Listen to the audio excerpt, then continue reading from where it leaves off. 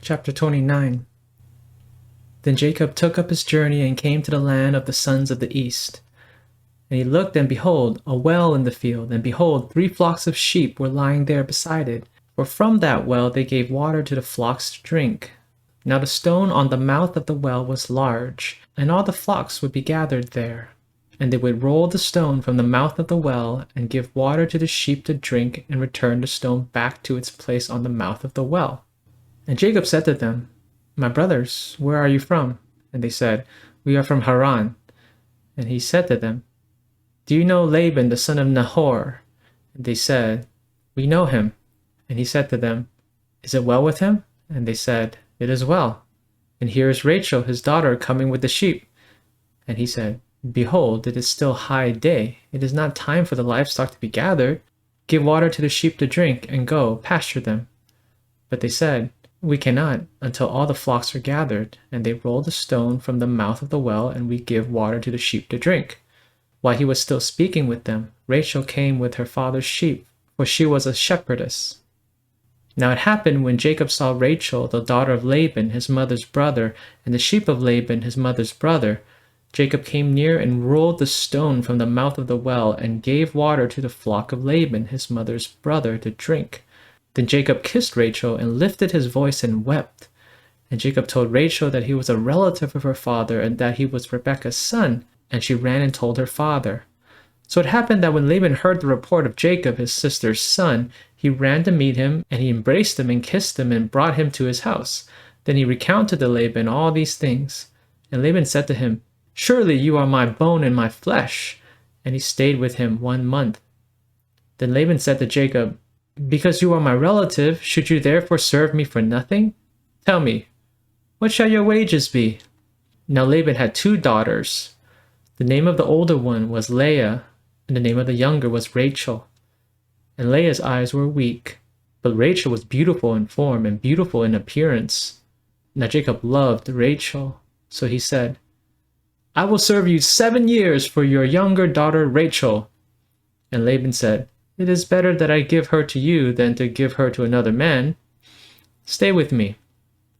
So Jacob served 7 years for Rachel, and they were in his sight but a few days, because of his love for her.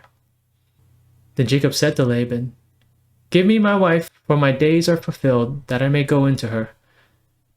And Laban gathered all the men of the place and made a feast. Now it happened in the evening that he took his daughter Leah and brought her to him, and Jacob went into her. Laban also gave his servant woman Zilpah to his daughter Leah as a servant woman. Now it happened in the morning that, behold, it was Leah. And he said to Laban, What is this you have done to me? Was it not for Rachel that I served with you? Why then have you deceived me? But Laban said, It is not the practice in our place to give the younger before the firstborn. Fulfill the week of this one, and we will give you the other also, for the service which ye shall serve with me for another 7 years. And Jacob did so, and fulfilled her week. And he gave him his daughter Rachel as his wife. Laban also gave his servant woman Bilhah to his daughter Rachel as her servant woman. So Jacob went in to Rachel also. Indeed, he loved Rachel more than Leah, and he served with Laban for another 7 years. And Yahweh saw that Leah was unloved, and he opened her womb, but Rachel was barren. So Leah conceived and bore a son and named him Reuben, for she said, Because Yahweh has seen my affliction, surely now my husband will love me. Then she conceived again and bore a son and said, Because Yahweh has heard that I am unloved, he has therefore given me this son also. So she named him Simeon. And she conceived again and bore a son and said, Now this time my husband will be joined to me, because I have borne him 3 sons. Therefore he was named Levi.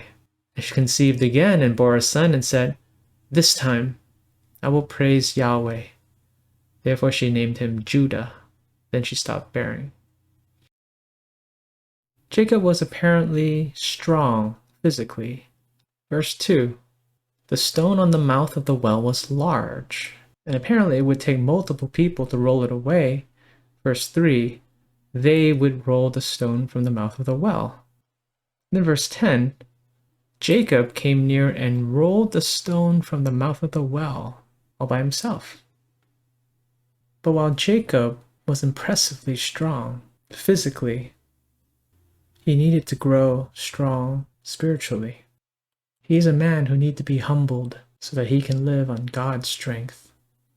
He thought he was such a good deceiver until Laban comes in and deceives deceiver.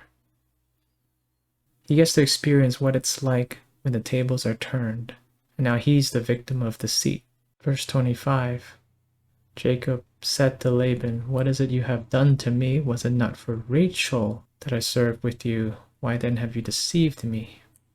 And this is just another game with the younger versus the firstborn. Verse 26, Laban said, "It is not the practice in our place to give the younger before the firstborn." Nonetheless, God uses Jacob to fulfill his promises. He will be father of many sons who will be the tribes of Israel. These are my thoughts. Hope to hear from you as well.